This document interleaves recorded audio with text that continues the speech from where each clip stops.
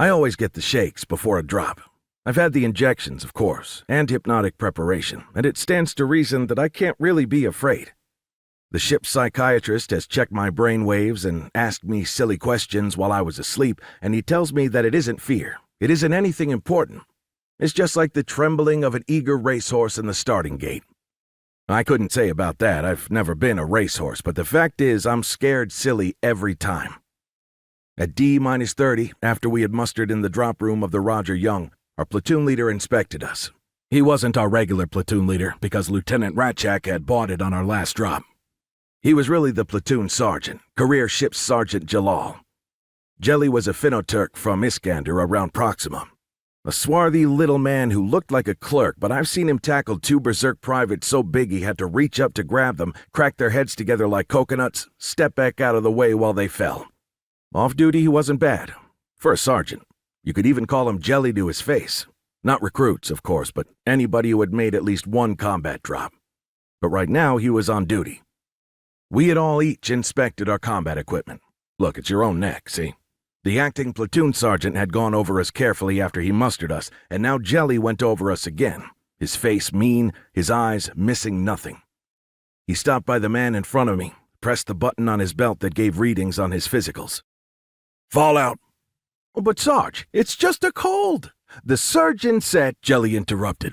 But Sarge, he snapped, the surgeon ain't making no drop. And neither are you with a degree and a half of fever. You think I got time to chat with you just before a drop? Fall out! Jenkins left us, looking sad and mad, and I felt bad too. Because of the lieutenant buying it last drop and people moving up, I was assistant section leader second section this drop, and now I was going to have a hole in my section and no way to fill it. That's not good. It means a man can run into something sticky, call for help, and have nobody to help him. Jelly didn't downcheck anybody else. Presently he stepped out in front of us, looked us over, and shook his head sadly. What a gang of apes, he growled.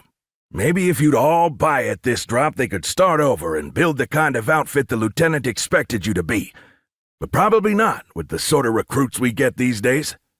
He suddenly straightened up, shouted, I just want to remind you apes that each and every one of you has cost the government, counting weapons, armor, ammo, instrumentation, and training, everything, including the way you overeat, has cost on the hoof better than $500,000.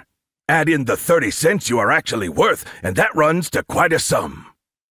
He glared at us. So bring it back. We can spare you, but we can't spare that fancy suit you're wearing. I don't want any heroes in this outfit. The lieutenant wouldn't like it. You got a job to do. You go down. You do it. You keep your ears open for recall. You show up for retrieval on the bounce and by the numbers. Get me? He glared again. You're supposed to know the plan, but some of you ain't got any minds to hypnotize, so I'll sketch it out.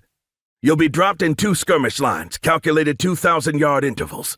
Get your bearing on me as soon as you hit. Get your bearing and distance on your squad mates both sides while you take cover.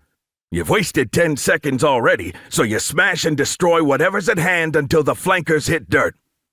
He was talking about me. As assistant section leader, I was going to be left flanker with nobody at my elbow. I began to tremble. Once they hit, straighten out those lines. Equalize those intervals. Drop what you're doing and do it. 12 seconds. Then advance by leapfrog, odd and even. Assistant section leaders minding the count and guiding the envelopment. He looked at me. If you've done this properly, which I doubt, the flanks will make contact as recall sounds, at which time home you go.